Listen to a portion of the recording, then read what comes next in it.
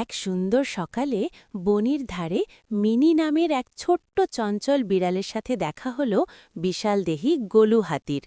হাতিকে দেখে অবাক হয়ে মিনি জিজ্ঞেস করল, তুমি এত বড় কেন? তুমি কি কোনো পাহাড়?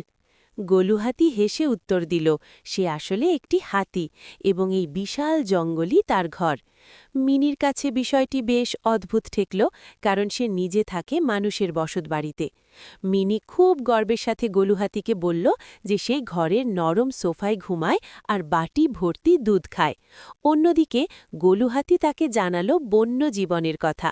সে বলল সে বিশাল সব গাছ আর ঝর্ণার মাঝে স্বাধীনভাবে থাকতে পছন্দ করে এবং নিজের খাবার নিজেই খুঁজে নেয়।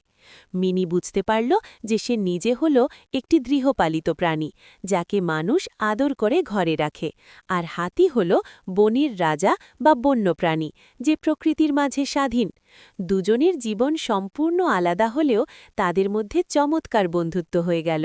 গোলু হাতি তাকে পিঠে চড়িয়ে জঙ্গল ঘুরিয়ে দেখানোর প্রতিশ্রুতি দিল এবং মিনিও খুশি মনে তার আদুরে ঘরে ফিরে গেল।